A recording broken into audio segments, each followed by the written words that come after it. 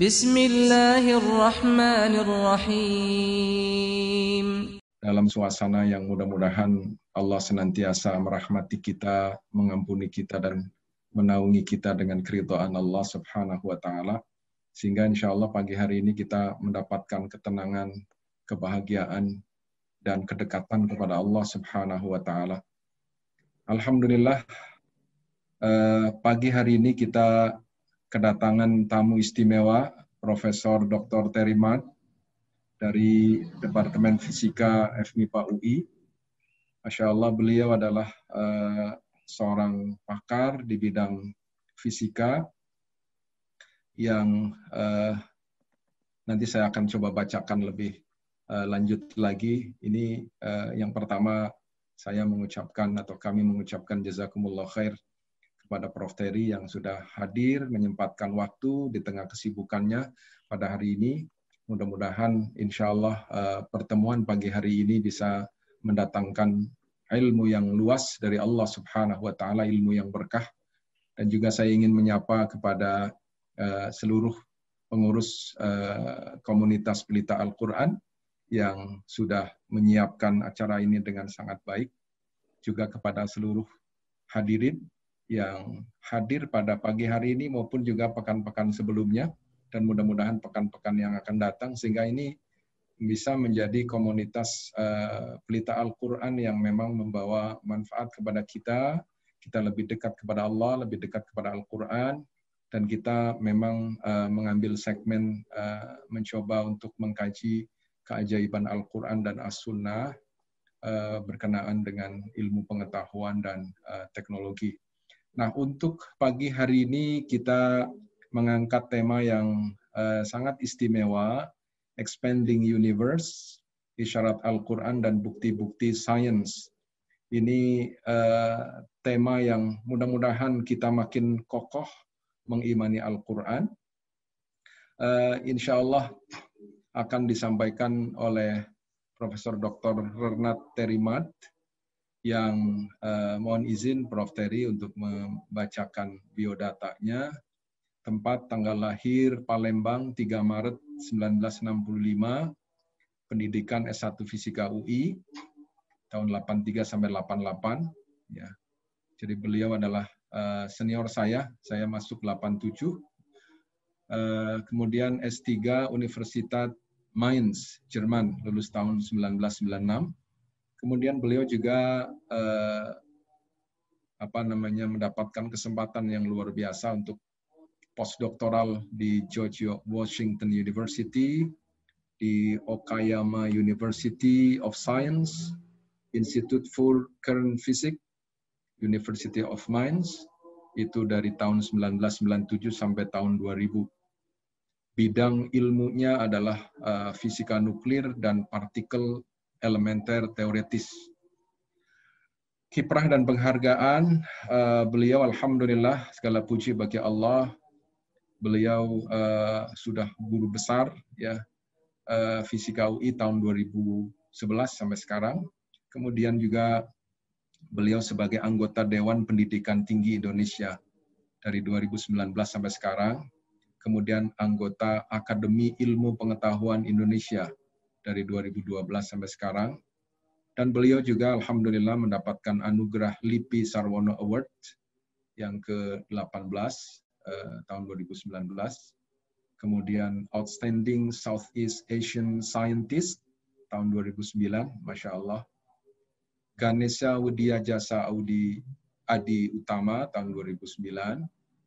Kemudian Leading Scientist Organisasi Kerjasama Islam tahun 2008 ini, Masya Allah. Jadi berkah mudah-mudahan ya sebagai ilmuwan yang ulama insya Allah. Kemudian Habibie Award bidang sains tahun 2001.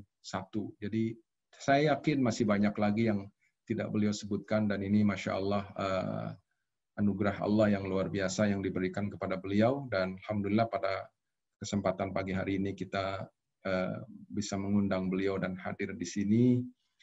Mari kita sama-sama hadirin sekalian yang dirahmati Allah Subhanahu wa Ta'ala untuk meluruskan niat kita, membersihkan hati kita untuk mendalami kajian kemukjizatan Al-Quran, Saya hanya merefresh lagi apa yang sudah sering kita diskusikan di forum ini, bahwasanya kita senantiasa merujuk kepada 5 ayat yang pertama kali Allah turunkan. A'udzubillahi minasyaitonirrajim. Iqra bismi rabbikal ladzi khalaq, khalaqal insana min 'alaq. Iqra wa rabbukal akramul ladzi 'allama bil qalami 'allamal insana ma lam ya'lam. 2 kali kata Iqra ada di dalam serangkaian ayat-ayat ini, ya. Yang pertama, Iqra untuk membaca kitab yang terbuka, yaitu alam ciptaan Allah Subhanahu wa taala, ayat-ayat kauniyah. Kemudian Iqra yang kedua, Iqra membaca kitab yang tertulis, yaitu ayat qauliyah.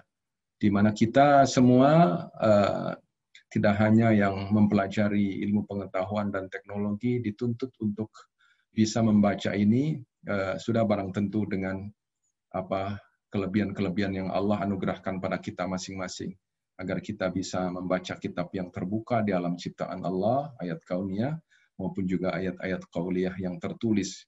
Sehingga insya Allah kita akan menjadi hamba Allah yang lengkap memahami kedua ayatnya. Tidak hanya satu ayat qauliyah saja, tapi kauniyahnya juga dibaca. Tidak hanya kauniyahnya, tapi qauliyahnya juga didalami. Gitu, insya Allah. Dan membacanya atas nama Allah Sang Maha Pencipta seraya memuliakannya. Sehingga proses membaca yang sinergis, terpadu, insya Allah sang pembaca akan menjadi manusia yang berilmu, yang bertauhid, yang ulama sekaligus yang ilmuwan. Mudah-mudahan kita semua masuk di dalamnya insya Allah, karena kita terus mendalami. Satu ayat yang terakhir yang saya ingin merefresh adalah ayat ini ada di surat Fussilat. Kami akan perlihatkan kepada mereka tanda-tanda kekuasaan kami di segenap ufuk, ya, dan pada diri mereka sendiri. Ketika dijabarkan ayat-ayat kauniyah di alam semesta dan diri kita sendiri, Allah mengatakan sehingga jelaslah bagi mereka bahwa Al-Quran itu benar.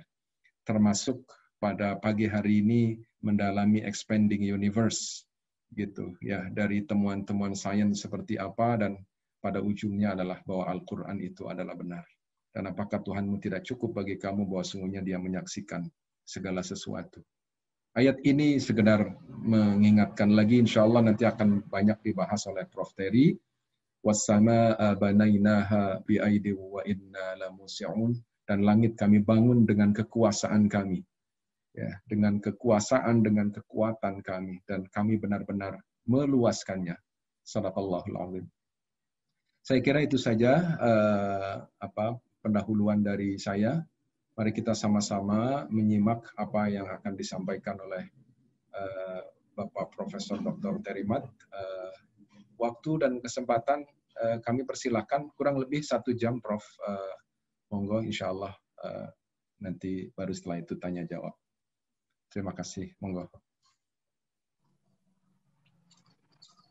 Terima kasih. Bismillahirrahmanirrahim. Assalamualaikum warahmatullahi wabarakatuh. Waalaikumsalam warahmatullahi wabarakatuh. Alhamdulillahillazi khalaqas samawati wal ard wa ja'ala az-zulumati wan nur. Alhamdulillahirabbil alamin wassalatu wassalamu ala asyrafil anbiya'i wal mursalin wa ala alihi wa sahbihi ajma'in. Amma ba'du. Segala puji bagi Allah yang telah menciptakan langit dan bumi dan menjadikan gelap dan terang. Segala puji bagi Yang Maha Kuasa, Tuhan seluruh alam. Semoga salawat dan keselamatan tercurahkan selalu kepada Nabi dan Rasul yang termulia, keluarga dan sahabat-sahabatnya. Amin ya rabbal alamin. Pertama, yang terhormat kepada Pak Yunus, Bapak Dr. Yunus, kemudian komunitas Pelita Al-Quran yang telah mengundang saya. Alhamdulillah ini memang merupakan suatu kehormatan bagi saya. Baru pertama kali saya diundang via online. Kalau tidak salah, saya pernah diundang Pak Yunus juga waktu itu di Masjid UI. Tapi mungkin komunitasnya lain. Ya. Alhamdulillah di sini juga sudah hadir beberapa kolega saya. Paling tidak, kalau tidak salah ini, Pak Yunus sudah hadir 3 orang profesor fisika di sini. Masya Allah, ya. Jadi Betul. ya tidak usah disebutkan namanya karena nanti mereka tahu-tahu kabur gitu kalau disebutkan. Saya mendapat suatu kesempatan yang luar biasa menurut saya, yaitu berbicara tentang expanding universe, tentang pengembangan alam semesta. Saya share dulu ya. Mohon izin waktu sebentar.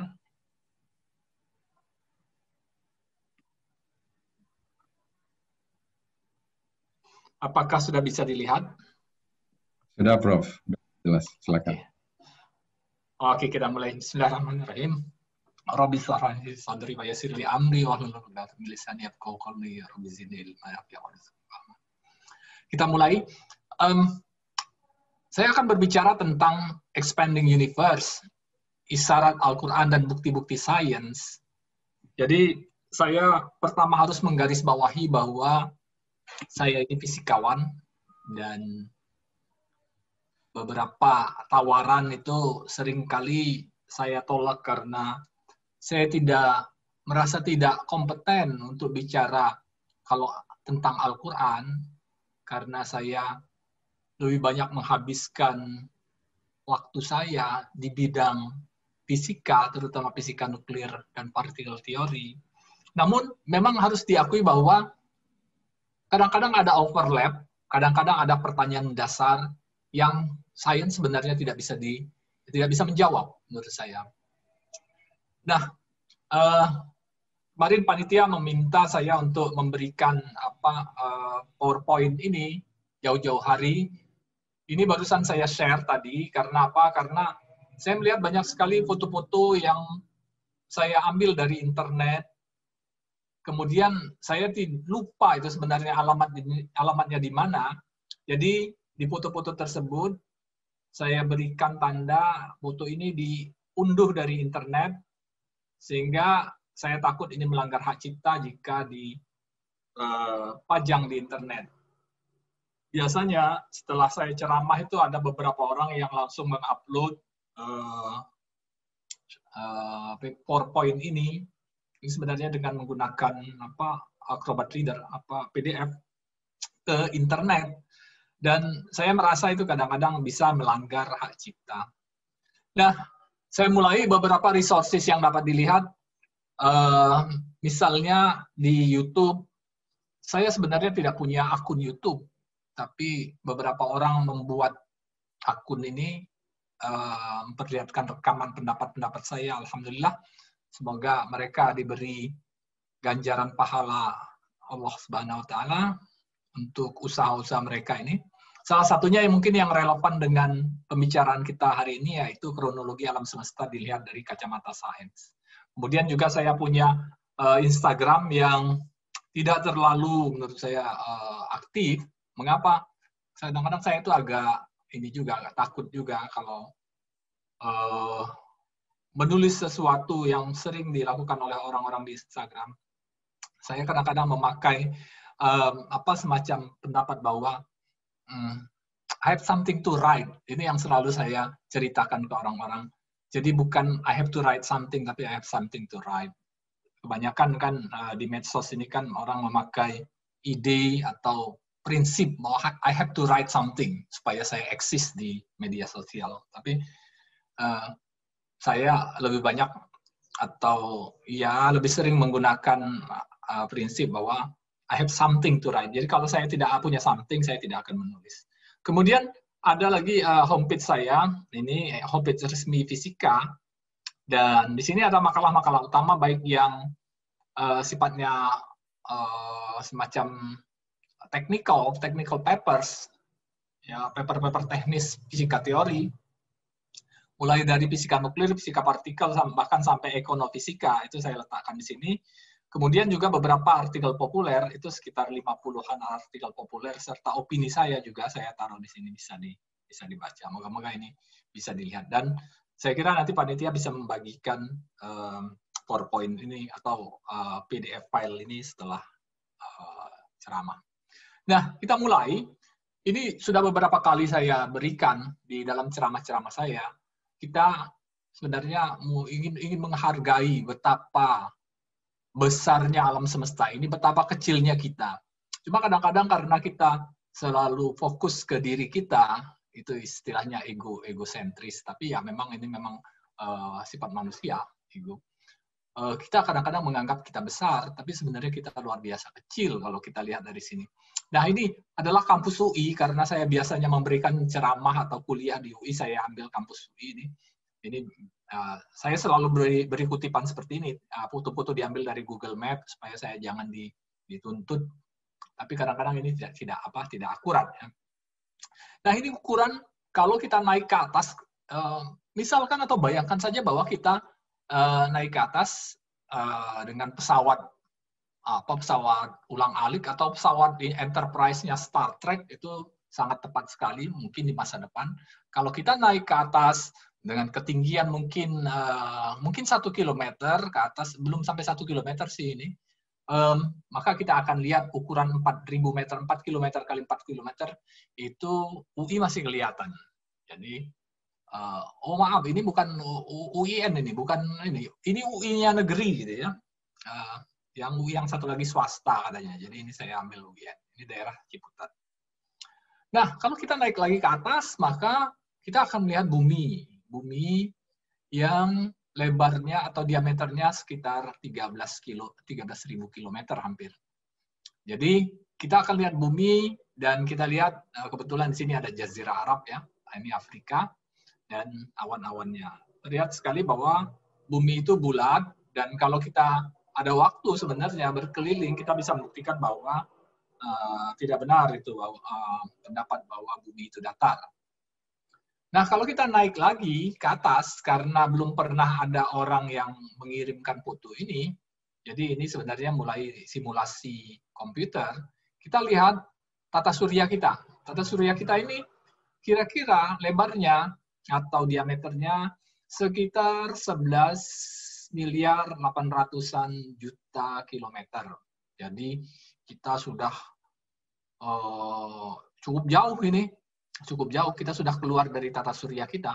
Meskipun bisa jadi kita masih dalam pengaruh gravitasi matahari. Kita naik lagi, maka kita akan melihat beberapa bintang yang bisa jadi merupakan pusat tata surya lain. Dan ini kita lihat, ini adalah matahari kita ya, di planet kita bumi di sekitar sini, kemudian planet-planet yang lain yang besar seperti Jupiter dan lain-lain itu juga ada di sini. Nah, ini adalah beberapa bintang yang bercahaya karena memang mereka membakar hidrogen di sana. Ada reaksi nuklir di sana, sehingga mereka bercahaya, dan bisa jadi mereka memiliki planet, sehingga mereka membuat semacam tata surya sendiri. Kalau kita naik lagi, maka kita akan melihat galaksi kita, Milky Way. Sekali lagi ini sebenarnya Milky Way hanya simulasi komputer, karena kita belum bisa mengirimkan semacam satelit untuk memotret dari jauh. Ya. Coba perhatikan saja bahwa saya harus menghitung ini, mulai menghitung. Ada berapa angka nol ini? 6, gitu, 12, ini sudah miliar, triliun, 925, hampir 1 juta triliun kilometer radiusnya. Betapa besarnya galaksi kita? 925.000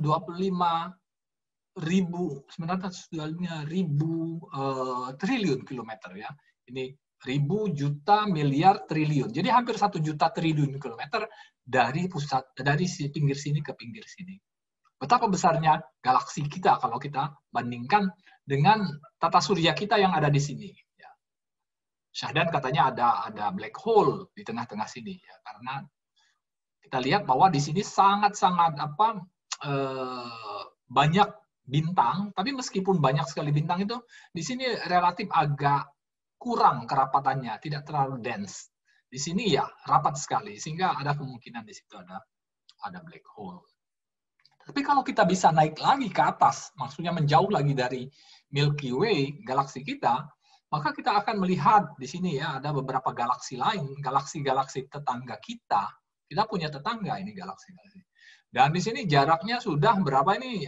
Juta, triliun, ya, miliar, triliun. Ya, saya stop di triliun saja, mungkin 39.700.000 triliun kilometer. Ini ukurannya ya jarak. Jadi kalau kita mau membuat macam wahana untuk ke galaksi tetangga kita mesti siap-siap speedometernya di set sebanyak ini minimal ya, karena kalau tidak ya speedometernya akan mentok.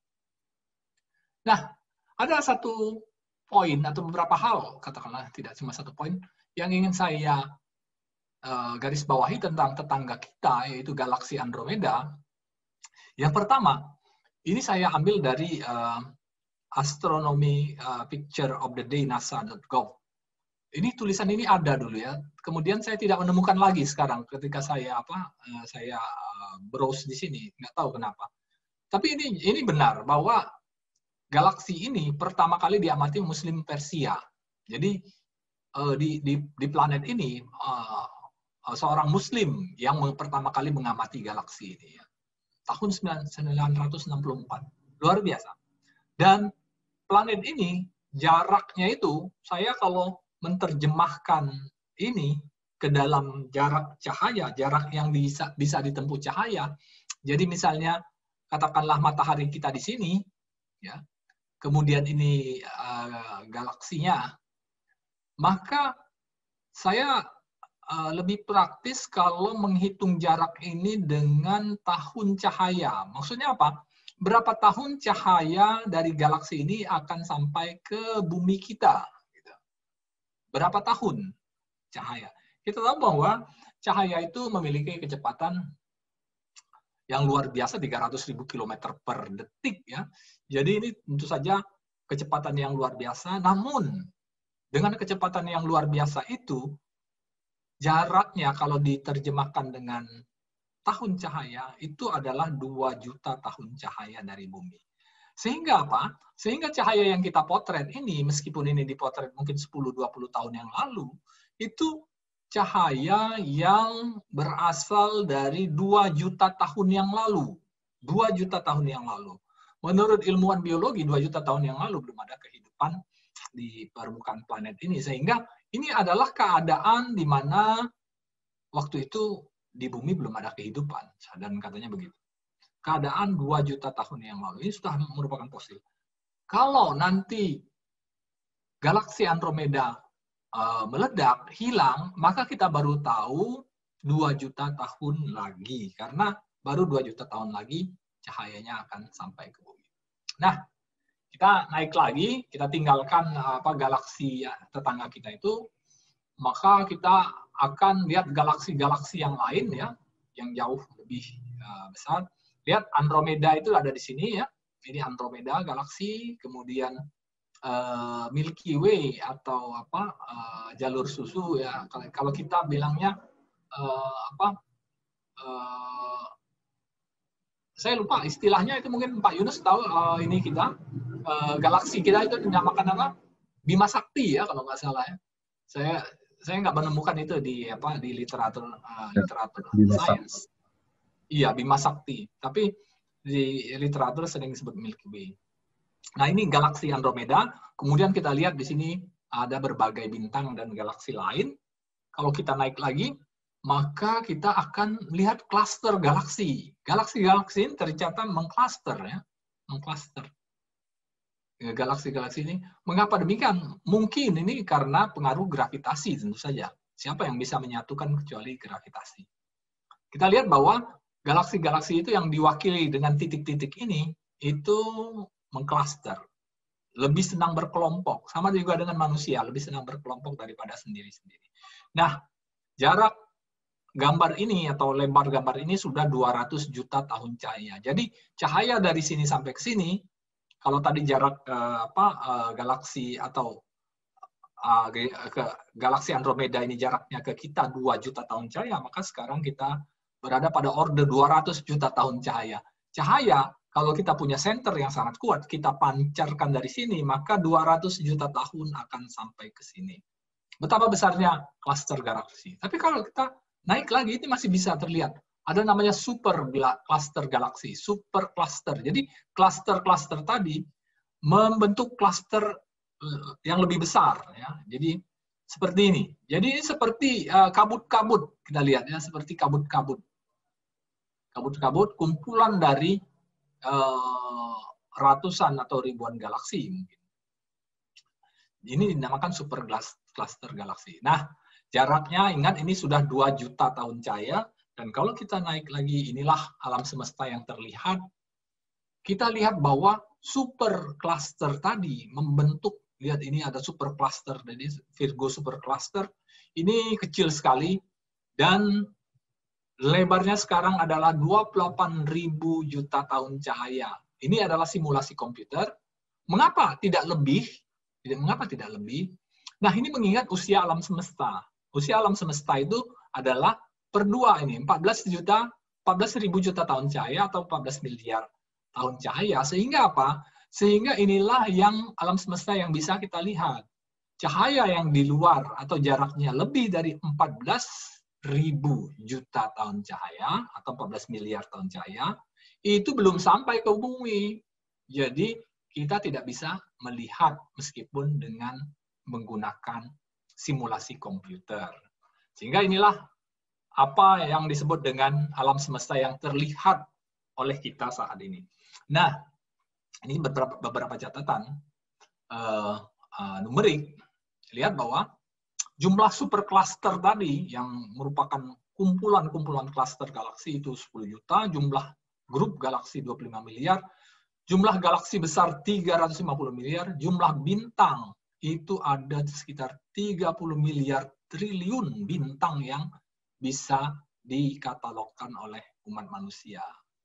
Jadi, betapa besarnya alam semesta ini, itu bisa kita lihat dari sini. Ini 28.000 juta tahun cahaya, artinya apa? Kalau dari sini sebuah senter menyinarkan cahaya, maka akan diterima di sebelah sini 28 miliar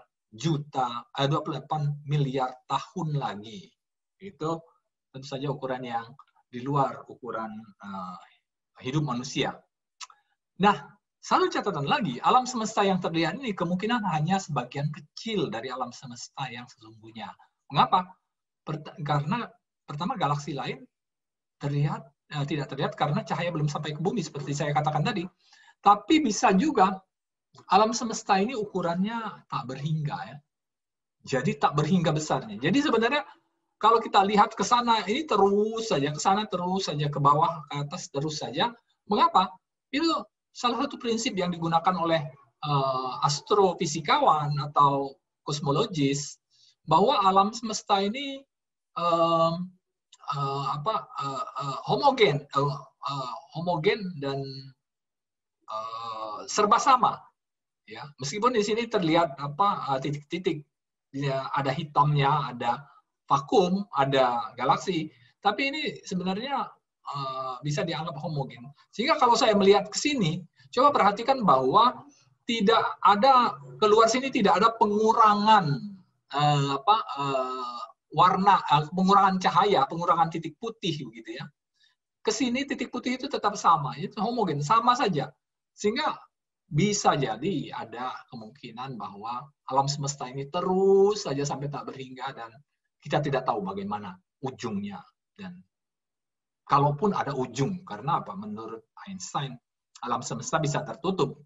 Ujungnya itu ya berada di titik awal. Jadi kalau kita start dari sini, kemudian kita pergi melanglang buana, kemudian kita sampai ke ujung dunia, ya kita sampai di sini lagi. Nah, beberapa kutipan dari Al-Quran ini saya ambil dari Al-Alim, ya, edisi ilmu pengetahuan dari Al-Quran, ya, bukan karya manusia, ya. Ini dikompil atau disusun oleh Profesor Kiai Haji Agus Purwanto. Alhamdulillah beliau hadir, ya. Saya sengaja hubungi dan alhamdulillah ini beliau memberikan edisi ini ke saya waktu itu gratis. Sekarang kalau mau ya harus bayar, ya, mungkin harus beli. Beberapa kutipan dari Al-Quran yang penting yang saya kira relevan untuk kita bicarakan hari ini adalah yang pertama dari Al-Anbiya ayat 30, saya bacakan saja terjemahannya. Dan apakah orang-orang kafir tidak mengetahui bahwa langit dan bumi keduanya dahulu menyatu Nah, jadi ini saya bayangkan ini menyatu, kemudian kami pisahkan antara keduanya dan kami jadikan segala sesuatu yang hidup berasal dari air. Oke, yang saya garis bawahi, keduanya dahulu menyatu, kemudian kami pisahkan antara keduanya. Jadi ini ada isyarat pengembangan, Kemudian kami jadikan segala sesuatu dari air itu ada penelitian yang sebenarnya tidak merujuk ke sini, tidak merujuk ke Al-Quran, yang mengatakan bahwa memang asal-muasal kehidupan itu berasal dari lautan, naik ke daratan. Ya tentu saja ini karena ilmu pengetahuan, sains itu memang jadi perdebatan. Kemudian Fusilat ayat 11, dan dia menuju ke langit, dan langit itu masih berupa asap. Jadi bisa dibayangkan, nanti akan saya perlihatkan bahwa alam semesta begitu tercipta memang belum istilahnya kondens, belum menyatu, masih dalam bentuk partikel-partikel. Mungkin ini yang dikatakan asap. Lalu dia berfirman kepadanya dan kepada bumi, datanglah kamu berdua menurut perintahku dengan patuh atau terpaksa. Dan keduanya menjawab, kami datang dengan patuh. Oke, mungkin bagi sebagian orang, memang alam semesta itu tunduk kepada Allah. Tapi bagi fisikawan teori, ini melihat bahwa iya, itu yang namanya langit yang berupa asap, itu bisa dibayangkan adalah sekumpulan partikel di alam semesta. Mereka patuh dengan suatu hukum yang sudah digariskan, yaitu yang sering kita sebut sunatullah, yaitu hukum alam. Mereka patuh ke hukum alam. Mereka datang itu mereka membentuk langit dan bumi itu ya. Terakhir, Ghafir ayat 57. Sungguh penciptaan langit dan bumi itu lebih besar dari penciptaan manusia, tapi kebanyakan manusia tidak mengetahui. Nah, mengapa ini ayat terakhir ini penting?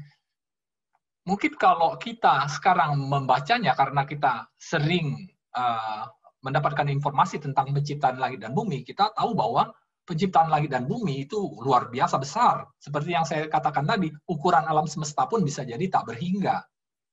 Lebih besar dari penciptaan manusia. Mungkin waktu itu saat Al-Quran diturunkan, ya tentu saja orang sangat egosentrik ya. Mereka tidak peduli dengan bintang-bintang, dan mereka juga belum dapat informasi tentang galaksi, super cluster, dan lain-lain, berapa banyak jumlah galaksi, dan apakah alam semesta ini terbatas atau tidak terbatas, tertutup atau tidak tertutup, dan lain-lain, mereka tidak tahu. Tapi di Al-Quran sudah diindikasikan bahwa ini jauh lebih besar dari penciptaan manusia itu sendiri. Memang menurut saya ada beberapa memang pertanyaan atau misteri di dunia ini, di alam semesta ini. Tapi yang paling besar itu menurut saya adalah dua, yaitu misteri tentang penciptaan alam semesta. Yang kedua, kalau fisikawan mengatakan bukan penciptaan, misteri terciptanya alam semesta, terbentuknya alam semesta, kemudian misteri munculnya kehidupan. Dua hal ini menjadi misteri, meskipun banyak yang mengatakan, oke, kita sudah menjawab dengan sains, tapi menurut saya ini masih misteri, karena banyak sekali hal-hal yang sangat fundamental yang belum terjawab. Nah, ada 3 pendekatan yang selama ini saya lihat. Waktu saya mulai kuliah, saya senang sekali membaca bukunya Maurice Bucaille. Ini Bible, Quran, dan Sains Modern. Diterjemahkan kalau nggak salah itu oleh Kiai Haji H.M. Rashidi, kalau nggak salah. Saya senang sekali. Ini baru ya, Harun Yahya. Tapi keduanya sama. Ini saya bisa kelompokkan ke kelompok pendekatan klasik. Ada satu pendekatan yang saya tidak mau mengatakan modern. Ini saya mau pendekatan yang liberal, yaitu Pervez Woodboy. Saya senang sekali membaca ini ketika saya mulai kuliah dan ketika saya mulai menjadi fisikawan, mulai riset dan lain-lain. Mengapa? Pervez Woodboy ini profesor fisika di Pakistan, dan dia pernah postdoc di MIT, fisika teori nuklir, dan dia menuliskan bahwa memang itu dua rel yang berbeda. Dia contohkan itu dua orang fisikawan pemenang Nobel yang sama, yaitu Abu Salam dan Stephen Weinberg. Abu Salam itu Muslim, meskipun sering dikatakan Ahmadiyah, tapi dia orang yang sangat religius. Steven Weinberg itu seorang yang luar biasa jenius kalau menurut saya. Saya banyak sekali mengutip dia. Tapi dia secara religion dia mengatakan bahwa dia ateis. Tapi secara culture dia Jewish. Dia bilang dia Yahudi secara culture, tapi dia secara agama dia ateis.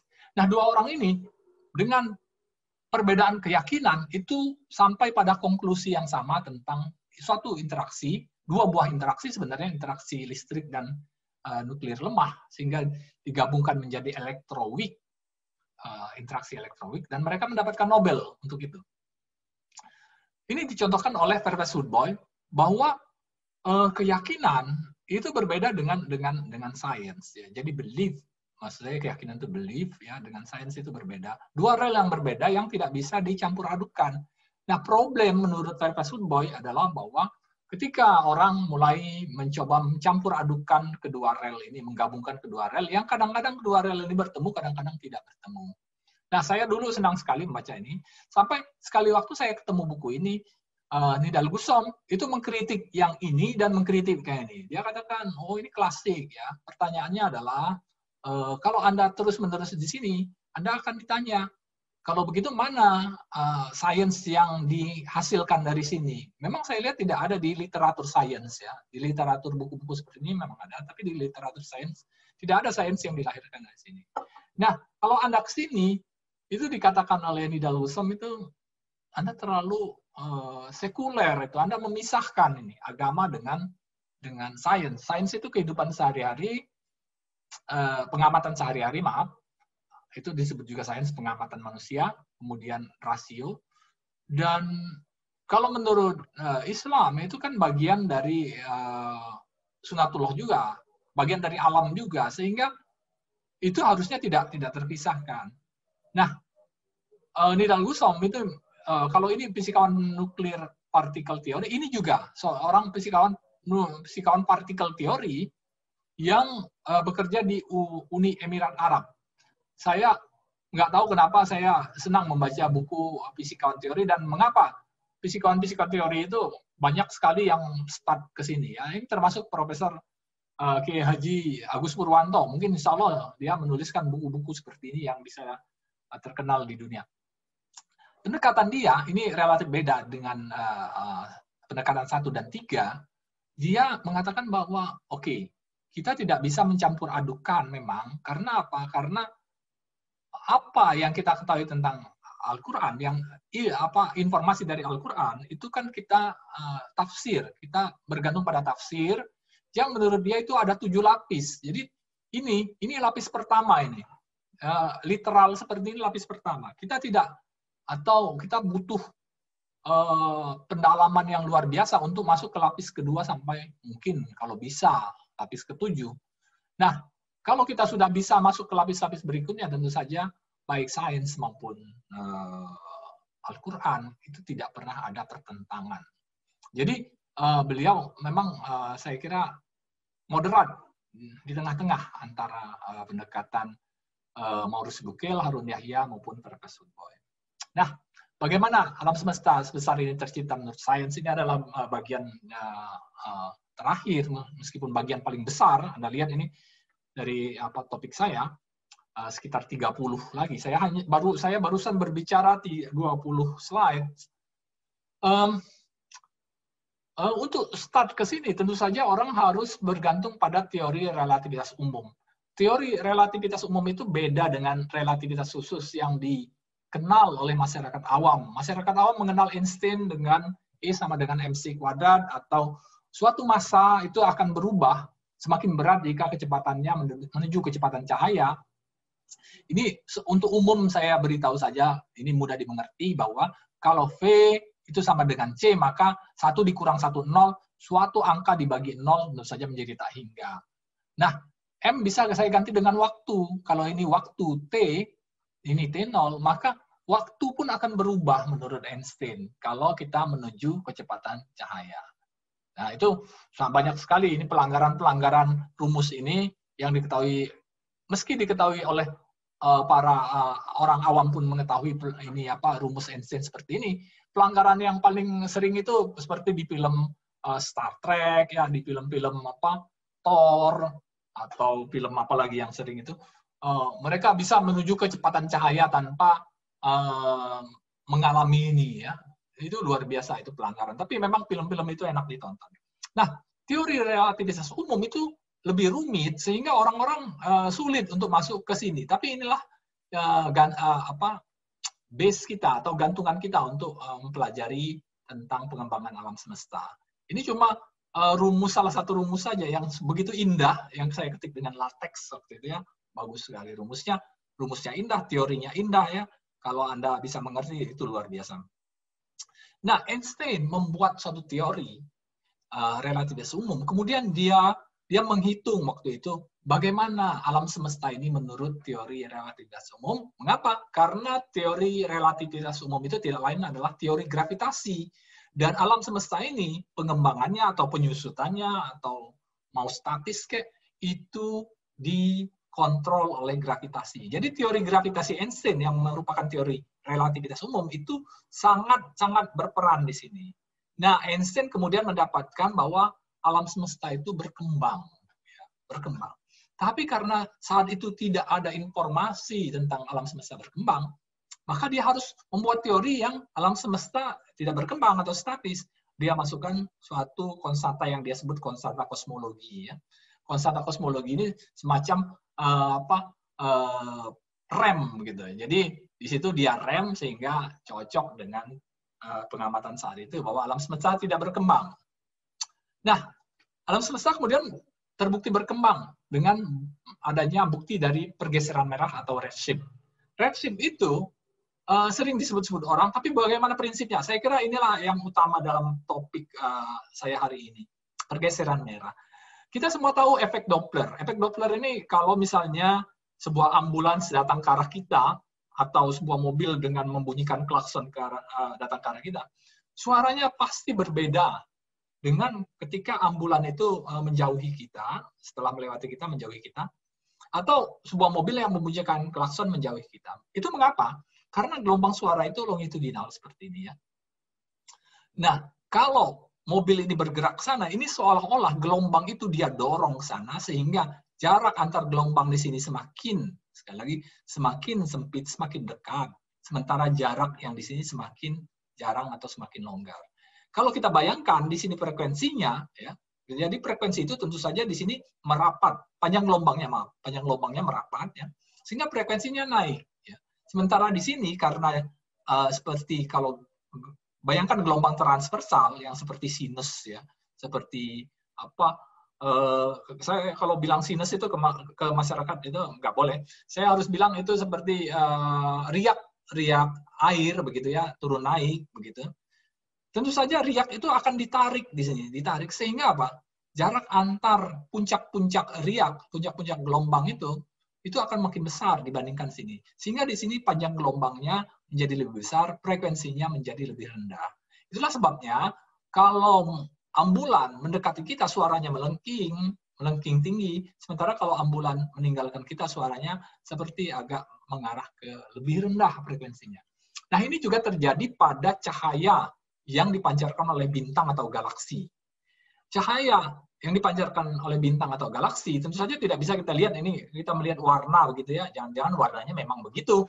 Memang bintang itu merah warnanya atau bintang itu biru warnanya. Tapi orang bisa menangkap ininya spektrumnya. Karena apa? Karena galaksi atau bintang itu cahayanya tidak lain adalah berasal dari ledakan nuklir. Sehingga apa? Di sana pasti ada inti-inti atom, ya, inti-inti yang ada ininya spektrumnya. Saya bisa katakan misalnya mayoritas bintang itu membakar hidrogen, sehingga kita pasti dapat spektrum hidrogen dari bintang-bintang tersebut.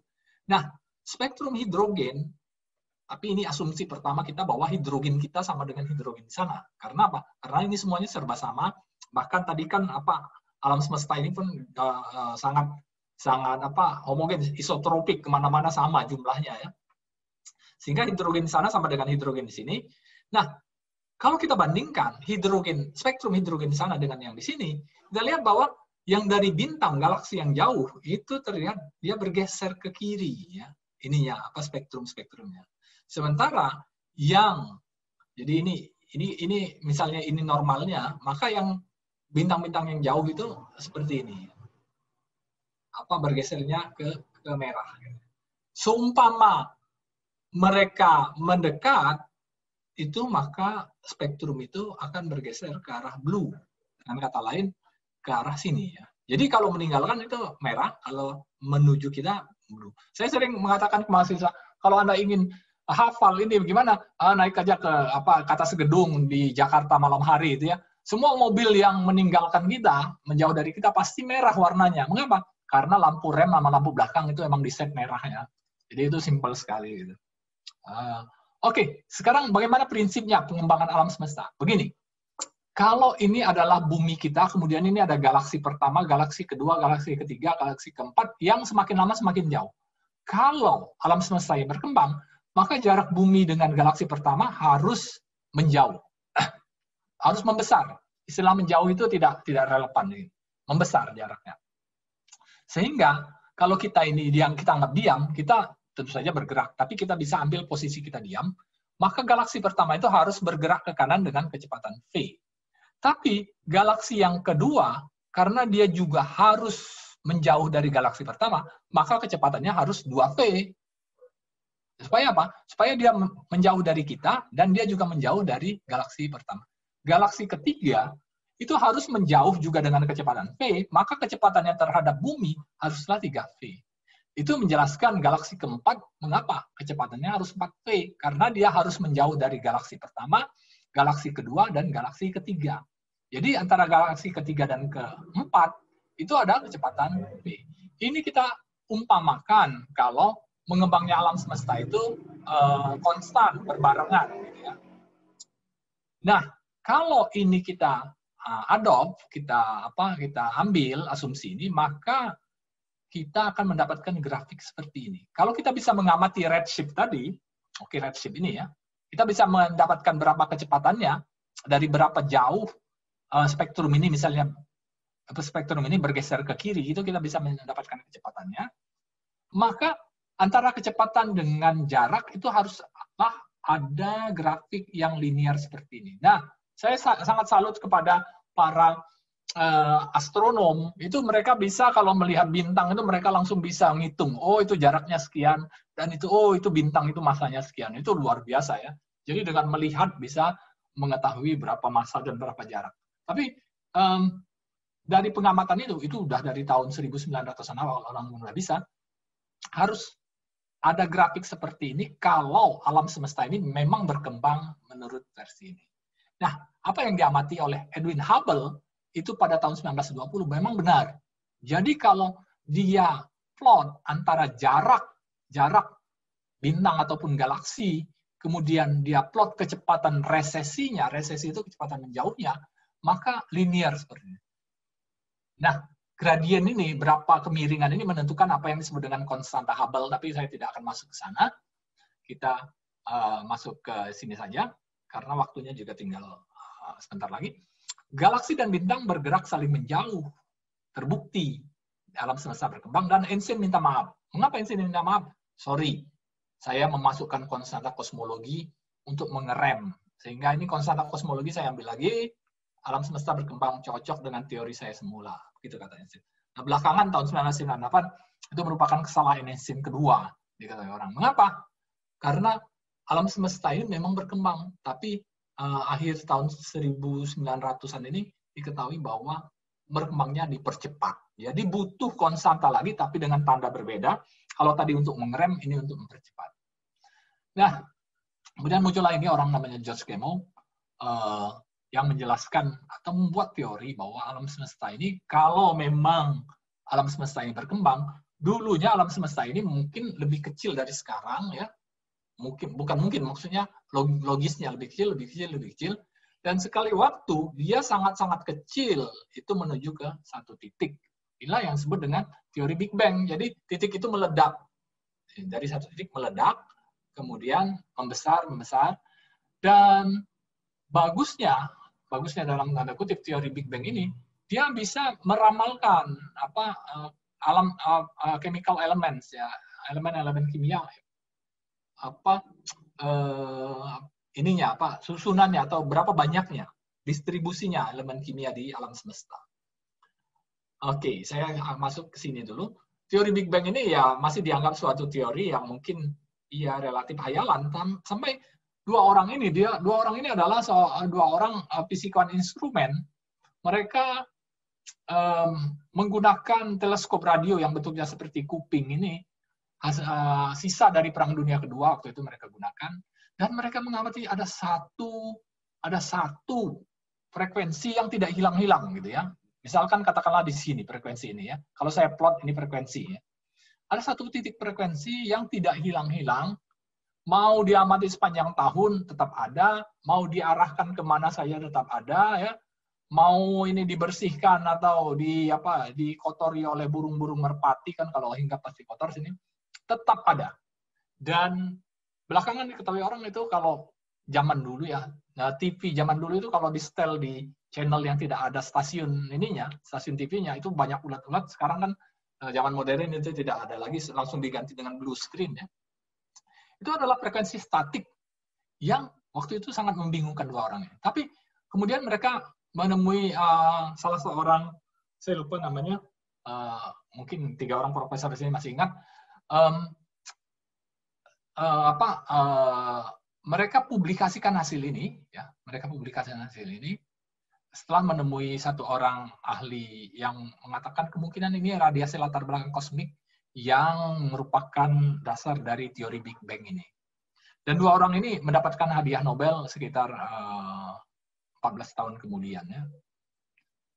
Nah, tentu saja satu titik itu tidak bisa membuktikan teori ini ya. Tapi Anda akan lihat bahwa saya akan lewati ini kuliah radiasi benda hitam yang biasanya standar di fisika modern dan mekanika kuantum. Saya akan perlihatkan ini saja. Ini saya ambil dari Particle Data Book tahun 2000. Tentu saja update-nya ada 20 tahun kemudian. Jadi Anda bisa lihat ini. Saya memberikan kuliah seperti ini sejak tahun 2000 ya. Update-nya ada, tidak terlalu banyak. Lihat bahwa titik-titik data ini sangat-sangat precise, sangat-sangat teliti ya, dibandingkan dengan teori yang menyatakan bahwa temperatur rata-rata alam semesta ini sekitar 2,73 Kelvin atau minus 270 derajat Celcius. Temperatur rata-rata. Ini saja tidak di galaksi atau di bintang. Dan ini sangat akurat dan ini merupakan bukti yang mendukung teori Big Bang. Nah, orang bertanya bagaimana bisa meledak, bisa terjadi sesuatu dari yang tidak ada.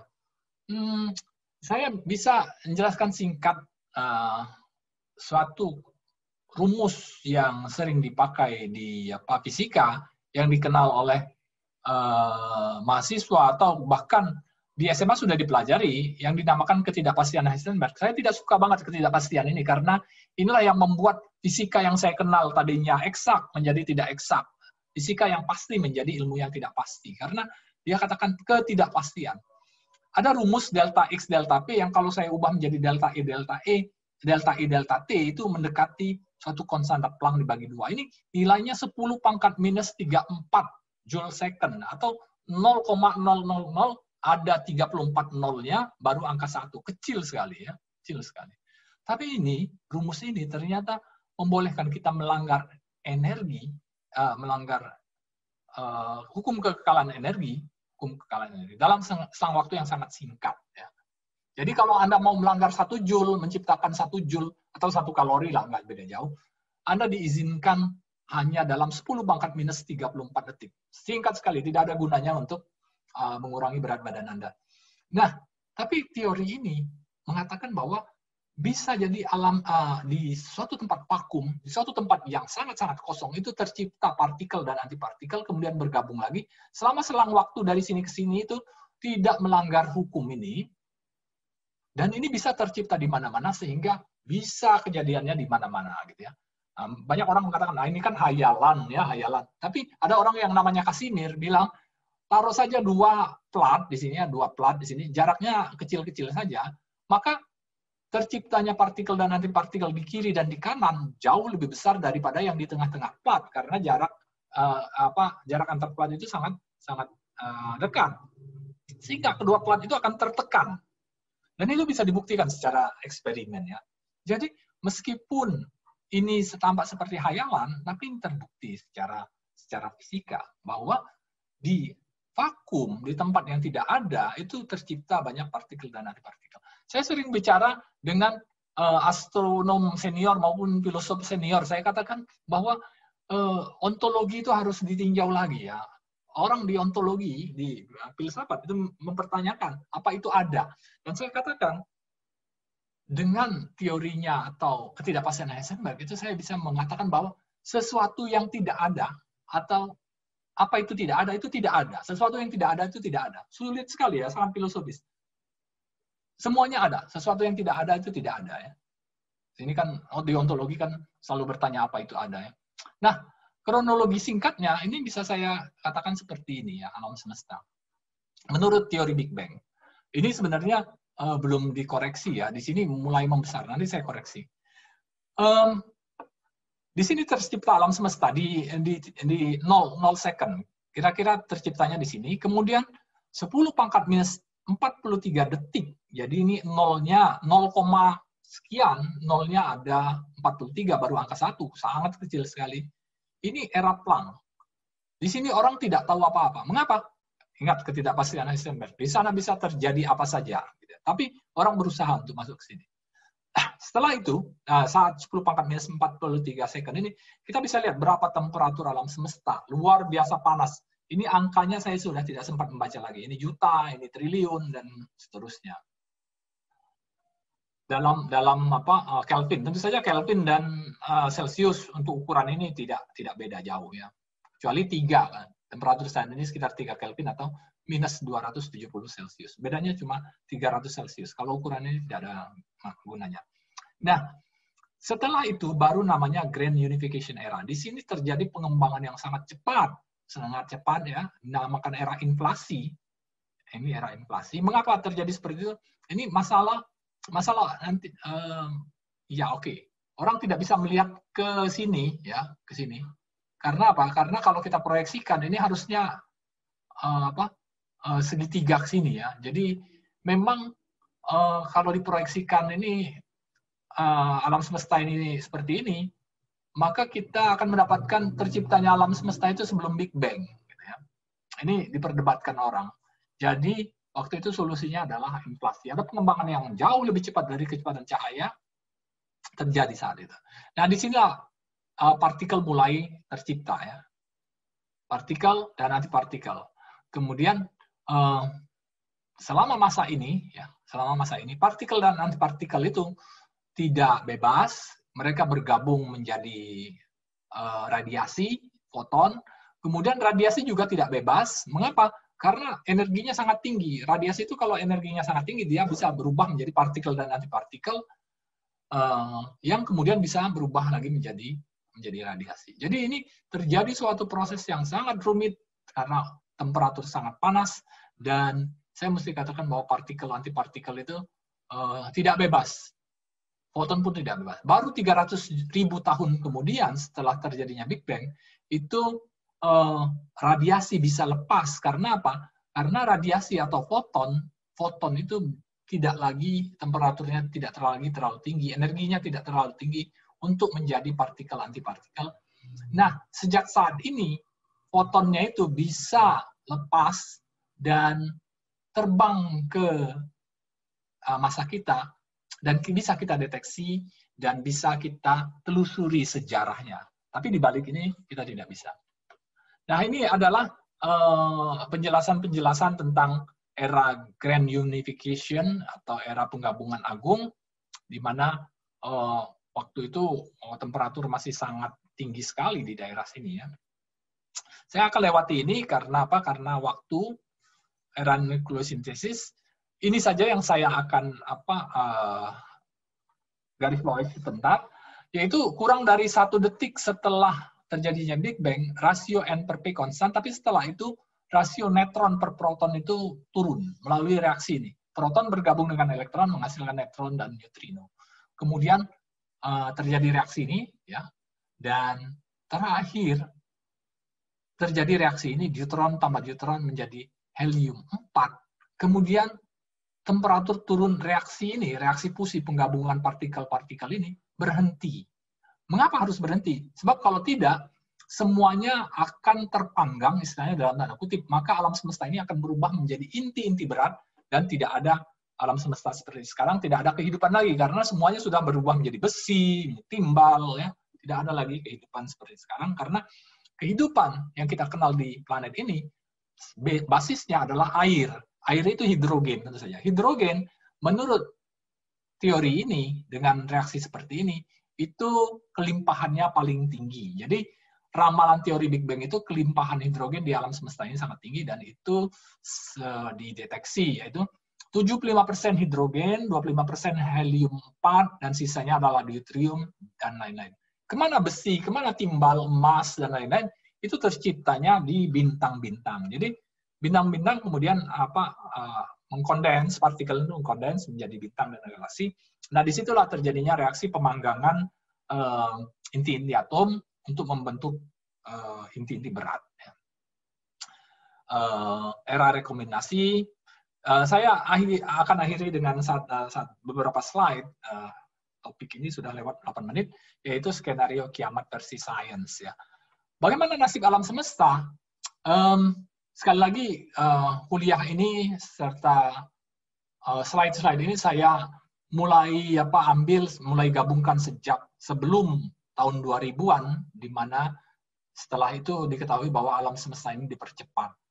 Jadi waktu itu memang ada beberapa versi. Apakah alam semesta ini pengembangannya accelerating, ya, dipercepat, ya, ataukah konstan saja, ataukah ini yang paling alam semesta yang tertutup. Jadi memang mula-mula alam semesta berkembang, meledak, berkembang, kemudian dia akan berhenti gaya akibat ledakan itu. Setelah berhenti, maka alam semesta tidak diam karena mereka punya gaya gravitasi yang akan menyatukan mereka lagi. Sehingga alam semesta meledak, berkembang, kemudian akan menyatu lagi. Jadi akan terjadi Big Bang lagi, Big Crunch ini namakannya. Tapi apa yang terjadi setelah Big Crunch? Tentu saja setelah ledakan ini akan mengembang lagi. Jadi dalam versi ini, ya, ada kemungkinan bahwa alam semesta ini ya, mungkin sudah hasil dari ledakan Big Bang berkali-kali. Tentu saja sekali Big Crunch, semua informasi tentang alam semesta yang ada di sini hancur, ya. Semuanya menjadi energi, tidak ada sejarah lagi di sini akan berulang, dan seterusnya, kalau versi ini. Tapi tampaknya data lebih menyenangi yang akselerasi. Sepertinya kiamat, alam semesta pengen kiamat cepat-cepat, tapi kiamatnya versi mendingin. Alam semesta ini mengembang dengan cepat, sehingga kesimpulannya, ini tidak akan saya bahas, karena ini perlu satu diskusi lagi, satu presentasi lagi tentang dark energy dan dark matter. Kesimpulan saat ini adalah, mengapa dia bisa mengembang dengan cepat? Itu karena ada dark energy. Dark energy ini sepertinya menolak semua partikel-partikel ini, sehingga harus mengembang dengan lebih cepat. Dark matter ini untuk mengimbangi, supaya jangan dark energy ini terlalu cepat, sehingga sesuai dengan data yang ada. Nah, menariknya dari teori ini bahwa alam semesta yang kita lihat ini sebenarnya cuma 4%. 4% saja. Sisanya yang 96%, yang mayoritas itu berupa dalam bentuk energi gelap dan materi gelap. Gelap dalam artian hingga saat ini sains tidak bisa melihat. Ini masih teori. Sains tidak bisa melihat. Dan memang gelap itu tidak bisa dilihat. Jadi skenario kiamat itu yang pertama memang ini tadi, alam semesta ini dipercepat, mendingin, kemudian tentu saja kalau sudah temperaturnya 0 derajat Kelvin, tidak ada lagi reaksi fisika, karena pada 0 Kelvin semua partikel akan diam. Kalau tidak ada reaksi fisika, tidak ada reaksi kimia tidak ada, maka reaksi biologi pun tidak ada, sehingga kehidupan akan habis, selesai dalam keadaan dingin. Ini skenario yang paling mungkin saat ini. Kalau skenario yang ini mungkin lebih dramatis, ya, dan ini artistik sekali dijelaskan di sini, ya, bahwa matahari kita kan ini mengkonsumsi 4 juta ton gas hidrogen per detik. Anda bayangkan, 1 detiknya habis 4 juta ton gas. Tidak ada BBM yang disuplai ke sana, ya. Namun jangan khawatir, masih 5 miliar tahun lagi ini menurut perhitungannya, matahari masih cukup. Mungkin setelah 5 miliar tahun manusia bisa membuat wahana untuk pergi ke galaksi lain yang masih ada energi mataharinya. Nah, kalau misalnya ini artis, lukisan artis ya, bagaimana kalau misalnya alam semesta ada di kiamatnya versi Big Crunch, ini sangat indah sekali, katanya hari-hari indah terakhir 5 miliar tahun lagi, itu matahari akan mulai tampak kuning ya, tidak seperti sekarang. Kemudian air laut mulai berkurang karena panas sekali, ini menguap, semua makhluk hidup punah, kemudian temperatur membengkak. Nah, setelah itu maka semua air laut akan menguap ke ruang angkasa ya, atmosfer hilang dan matahari menjadi raksasa merah, kemudian meledak menjadi supernova dan ya habis. Nah, kehancuran menurut Big Crunch itu adalah kebalikan dari Big Bang. Kalau Big Bang itu membesar seperti ini, maka Big Crunch adalah seperti ini. Dan ini merupakan konsekuensi dari perkembangan alam semesta. Saya kira itu yang yang bisa saya tampilkan. Banyak sekali kurangnya, dan tentu saja saya tidak banyak membahas Al-Quran di balik ini karena menurut saya Al-Quran memberikan indikasi, memberikan tanda-tanda bahwa ke sana arahnya itu. Dan kalau indikasi itu menurut saya tidak akan lekang, istilahnya tidak akan berubah. Apapun penemuan sains itu tidak akan berubah tafsiran kita terhadap Al-Quran. Saya takut kalau misalnya kita terlalu detail, maka ketika teori Big Bang ini sekali waktu salah, maka apakah orang harus meninggalkan Al-Quran? Ya, tentu saja tidak. Sekali lagi kita memang harus bijaksana dalam hal itu. Dengan ini saya tutup. Mohon maaf untuk segala kekurangan dan kesalahan saya. Billahi taufiq wal hidayah. Assalamualaikum warahmatullahi wabarakatuh. Waalaikumsalam warahmatullahi wabarakatuh. Masya Allah. Jazakumullah khair, Prof. Terimat yang sudah menjelaskan dengan singkat tapi cukup jelas. Sudah barang tentu masih banyak pertanyaan-pertanyaan yang ada di benak kita yang kita masih ingin dapatkan jawabannya sehingga memuaskan akal kita, Masya Allah. Namun dari apa yang tadi dijelaskan oleh Prof. Terry, saya bisa mengambil satu garis ya. Bahwasanya tadi di awal kita membacakan ayat di surat Az-Zariyat ayat 47. A'udzubillahi minasyaitonirrajim. Was-samaa'a banainaha bi'aidin wa inna lamusi'un. Dan langit kami bangun, kami bina dengan kekuasaan kami. Kemudian sungguh kami akan meluaskannya. Ini Masya Allah. Jadi topik pada pagi hari ini dari ayat-ayat Al-Quran ada isyarat-isyarat sains yang luar biasa yang Allah berikan kepada kita yang lemah sudah barang tentu.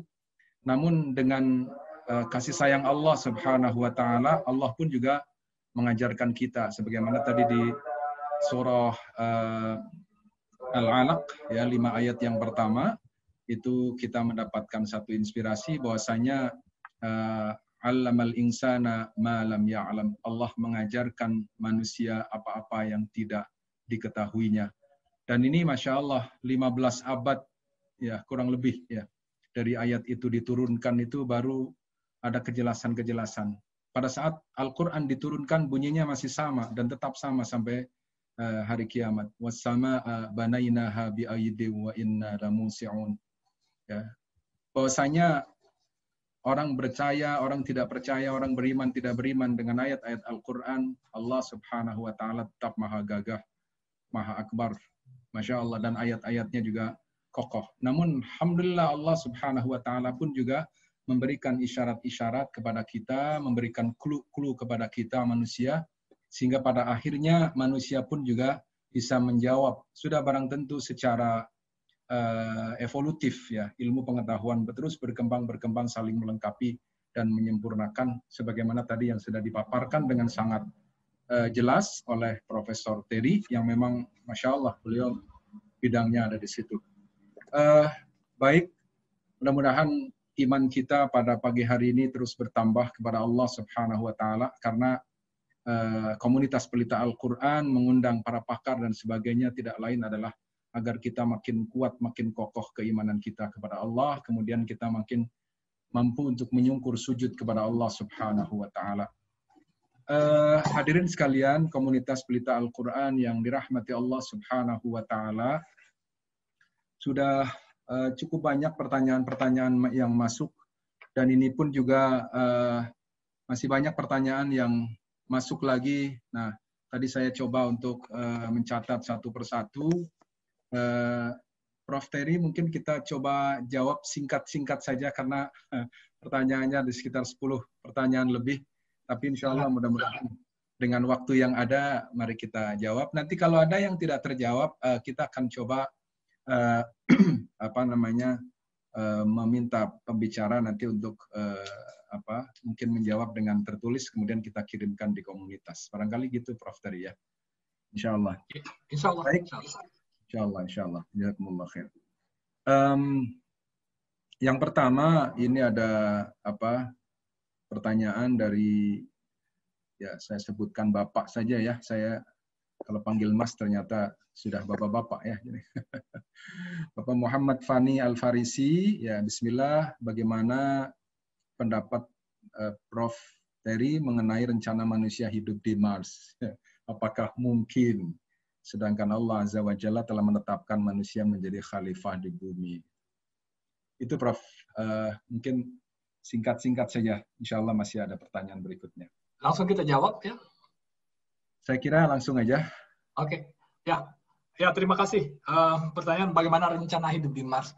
Hingga saat ini saya lihat tidak ada peluang untuk hidup di Mars. Mengapa? Karena kita tidak mempunyai oksigen di sana, dan saya tidak tahu gas-gas apa saja yang ada di sana.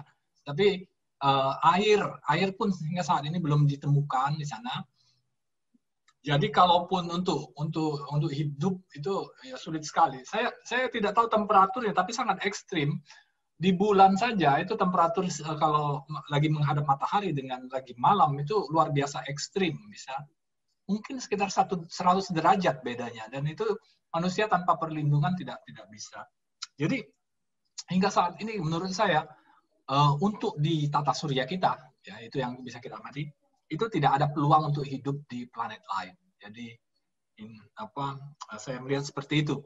Tentu saja ini berkembang dengan pengetahuan manusia, karena siapa tahu nanti ada yang bisa mengirimkan ahli geofisika seperti Pak Yunus ke sana untuk mengebor ke dalam. Jangan-jangan di dalam Mars itu BBM-nya sangat hebat, sangat tinggi nih ya, kadar oktannya, atau banyak air jangan-jangan di sana. Tapi saat ini pengamatan dari permukaan Mars itu tidak memperlihatkan tanda-tanda air dan kehidupan. Memang ada waktu itu perdebatan, dan itu masuk di majalah Nature. Orang menemukan ada semacam seperti fosil dari entah ulat, tapi lebih kecil lagi ya dari ulat. Jadi fosil makhluk hidup beberapa sel mungkin ya, ada seperti fosil. Dan itu pun masih perdebatan. Jadi hingga saat ini saya kira tidak ada tanda-tanda peluang kita bisa hidup di Mars. Jadi saya kira ya memang petunjuk dari Al-Quran hingga saat ini ya harus diterima semua orang ya. Itu jawaban saya. Baik, Masya Allah. Terima kasih Prof. Terry. Berikutnya itu ada pertanyaan dari Saudara Ihsan Jundullah. Masya Allah, berarti saat kita lihat bintang, kita sedang melihat masa lalu. Betulkah itu? Ya. Pantas Allah sampai bersumpah dengan bintang-bintang, fala uqsimu bimawaqi'in nujum. Ya, maka aku bersumpah atas mawaqi', ya, tempat-tempat dari bintang-bintang. Mohon penjelasannya, Prof. Iya, benar sekali bahwa ketika kita melihat bintang itu adalah masa lalu, dan berapa lama masa lalunya itu tergantung berapa jauh dari bintang. Ketika kita melihat matahari, kalau nggak salah itu kan berapa menit yang lalu ya, 8 menit atau 3 menit saya lupa yang lalu. Jadi cahaya yang kita terima dari matahari itu cahaya beberapa menit yang lalu dipancarkan oleh matahari. Jadi kalau matahari meledak kita tidak akan langsung tahu, kita harus menunggu beberapa waktu. Nah, bintang yang jauh sekali tentu saja itu cahayanya itu adalah cahaya yang di masa lampau. Jadi berapa lama lampaunya itu tergantung dari berapa jauhnya.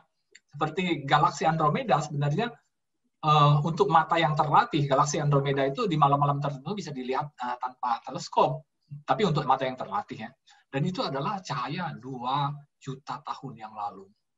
Jadi banyak sekali cahaya-cahaya di langit itu yang cahaya yang entah puluhan tahun atau bahkan jutaan tahun yang lalu yang bisa kita lihat. Benar itu. Masya Allah. Alhamdulillah. Terima kasih atas pencerahannya, Prof. Kemudian berikutnya dari Bapak Ahmad Dimyati.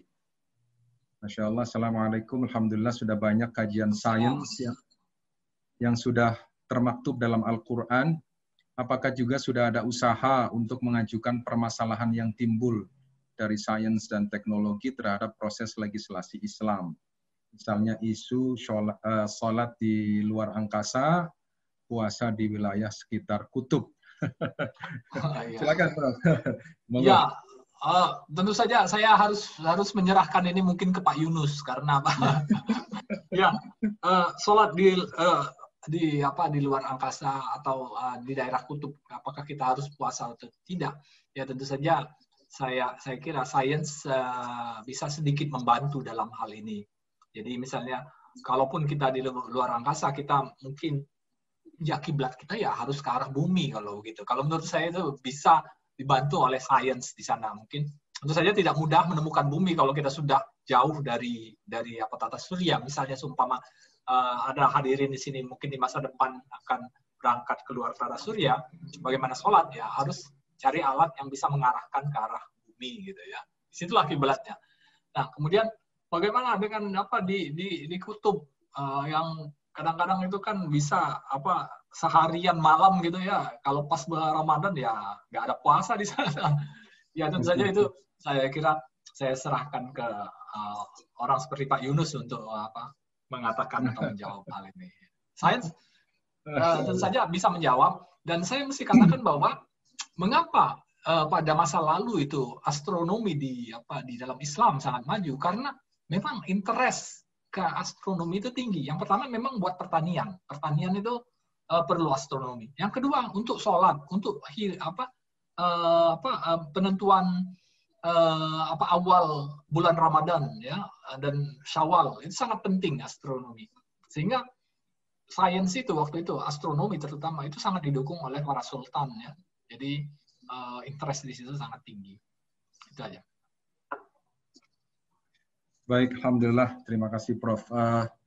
Sekedar mengkoreksi aja bahwa saya juga tidak punya otoritas ataupun tidak berkompeten dalam hal ini. Tapi mungkin saya ingin menambahkan jawaban barangkali sekedar dari sisi yang lain.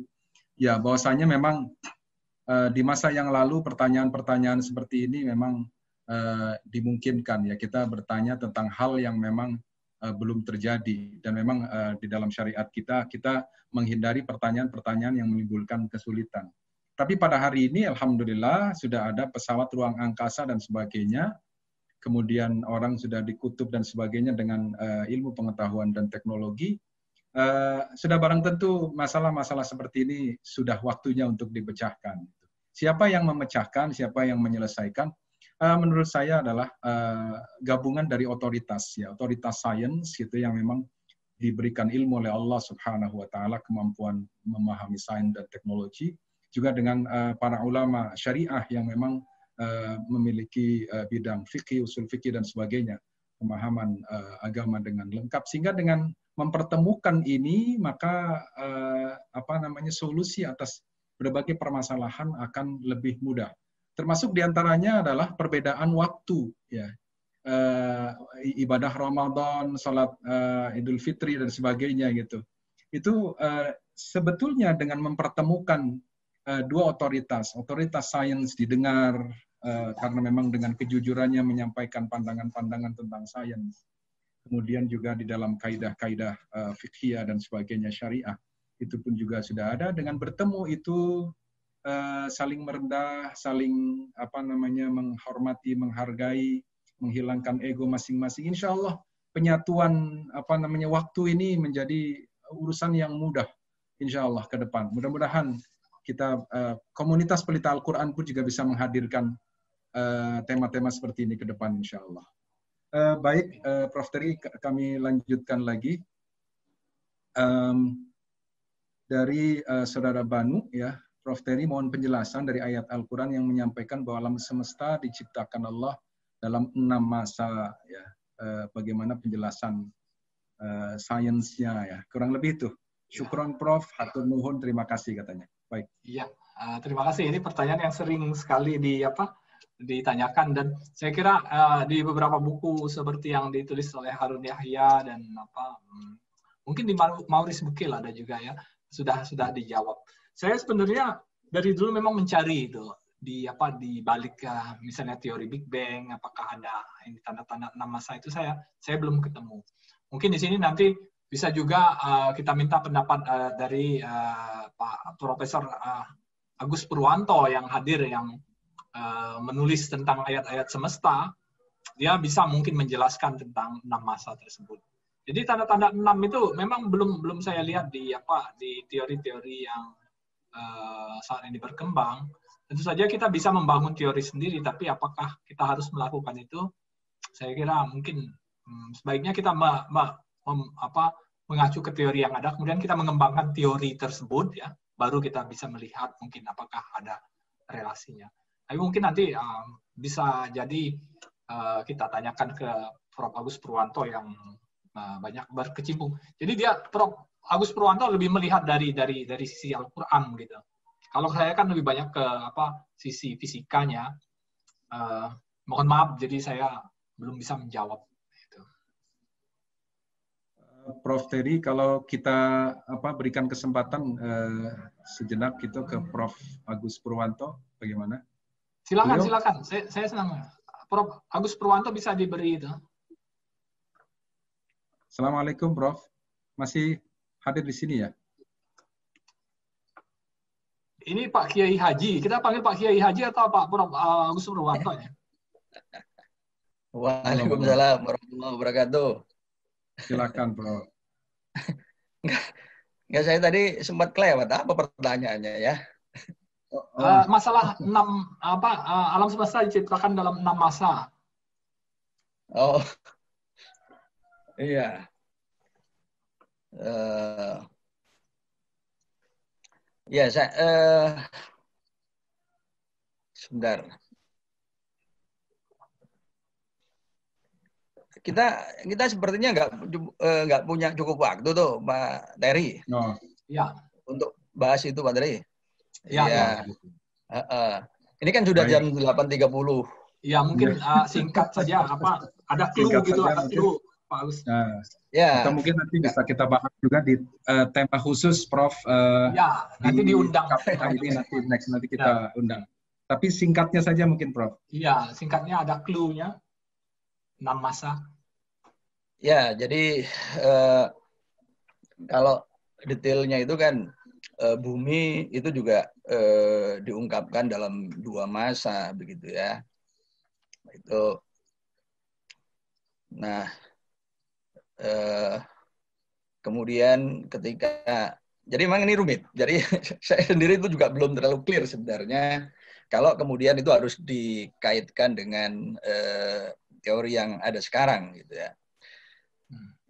Apakah itu kalau 1 dan 2, ya, 1 dan 2 dulu saya juga udah membahas di dalam YouTube saya, clue-nya itu pertama alam yang simetri dan alam yang asimetri dulu, ya. Itu dengan redaksional kun fayakun, gitu, ya. Nah, kun fayakun ini kan sebenarnya dari kata yang sama, dari fiil yang sama, kana yakunu, ya. Kana yakunu, kemudian fiil amr kun. Itulah yang mengawali kejadian. Jadi kun, jadi kalau dalam bahasa Arabnya letternya itu dari tidak ada menjadi adalah kamu, gitu, ya. Jadi berfirman menjadi ada. Kemudian yakun itu kan fiil mudhari, kata kerja yang sedang berlangsung. Jadi ini tadi yang menggambarkan yang kita bahas saat ini, expanding universe. Jadi Yakun itu present continuous tense, jadi kejadian yang terus berlangsung. Nah, antara kun dan yakun itu diberi antara yakun begitu. Nah, ini menarik. Yang pertama, para ahli fisika partikel itu kan mengatakan bahwa kejadian atau alam semesta awal itu adalah symmetric universe. Tapi sekarang kita berada di asymmetric universe. Nah, dari symmetric universe menjadi asymmetric universe itu dibagi oleh fa itu ya. Fa itu huruf atof begitu. Nah, di situ kita kalau orang fisika partikel atau kosmolog partikel physics begitu, itulah yang namanya baryogenesis begitu. Nah, di era Yakun inilah kemudian berkembang beberapa era seperti bumi dengan 2 masa. Kemudian dengan terurainya gaya-gaya yang 4 itu. Jadi clue besarnya seperti itu dulu. Nanti kalau detailnya bisa dalam waktu yang terlalu singkat ini bisa salah paham nanti. Begitu dulu Pak Terry, saya gambarkan yang 2. Terima kasih Pak Agus. Ini menarik sekali. Saya serahkan ke Pak Yunus. Ya, baik. Terima kasih Prof. Agus. Mudah-mudahan insya Allah di kesempatan lain Prof. Agus bersedia untuk kami undang hadir di sini juga untuk memberikan pencerahan juga kepada audiens komunitas Pelita Al-Quran. Baik, karena ini waktu ya sudah 8.34 ya, jadi kita sudah cukup sebetulnya waktunya. Namun masih banyak pertanyaan yang diajukan, nanti kami akan himpun, kemudian kami sampaikan via email ke Prof. Terry, kemudian bisa diberikan jawaban, nanti kita share juga kepada audiens komunitas Pelita Al-Quran. Mudah-mudahan dengan begitu, insya Allah semua pertanyaan akan bisa terjawab, walaupun waktunya di luar waktu ini. Baik, sekedar untuk menyimpulkan, Alhamdulillah, segala puji bagi Allah Subhanahu wa Ta'ala. Pagi hari ini kita sudah mengkaji ayat Allah Subhanahu wa Ta'ala, "Was-samaa'a banainaha bi'aidin wa inna lamusi'un." Dan langit Allah bangun dengan kekuasaannya, kemudian Allah benar-benar akan meluaskannya. Dan dari isyarat-isyarat yang dipaparkan oleh Prof. Terry terkait dengan sains ini, itu memberikan satu dukungan terhadap apa yang disampaikan oleh Allah Subhanahu wa Ta'ala yang telah menciptakan alam semesta ini dengan sangat akurat, sehingga keakuratannya pun bisa difahami oleh manusia dan memberikan satu bukti bahwasanya Al-Quran itu benar. Yang terakhir, ini pun juga tadi ada pertanyaan yang berkaitan, dan tadi Prof. Terry juga sudah menjelaskan terkait dengan Big Crunch gitu ya. Itu ada di surah Al-Ankabut ayat 19. A'udzubillahi minasyaitonirrajim. Awalam yarau kaifa yubdi'ullahul khalqa tsumma yu'iduh. Inna dzalika 'alallahi yasir.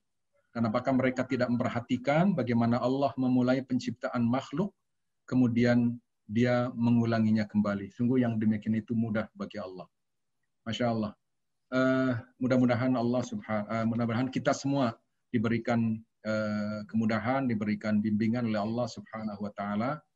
Sekali lagi jazakumullah khair Prof. Terry atas kehadirannya, pemaparannya. Mudah-mudahan ini bisa menjadi bagian dari amal soleh Prof. Terry yang berkekalan hingga di hari kiamat, dan mudah-mudahan Allah senantiasa mengampuni kita, memberkahi kita.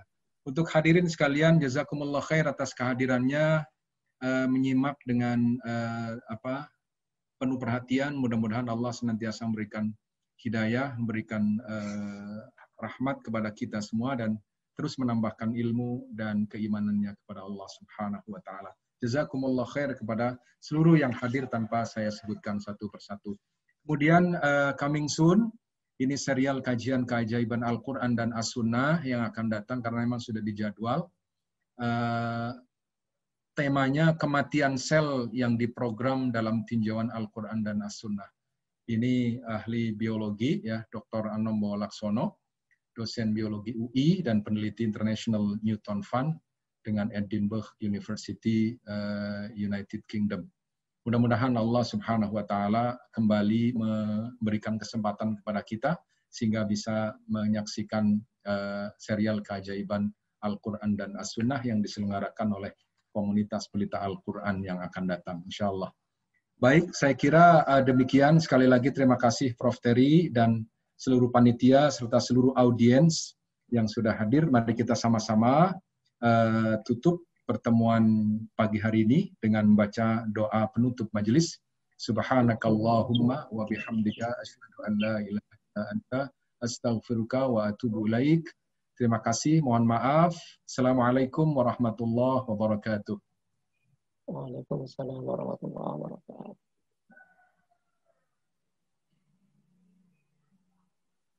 Ya.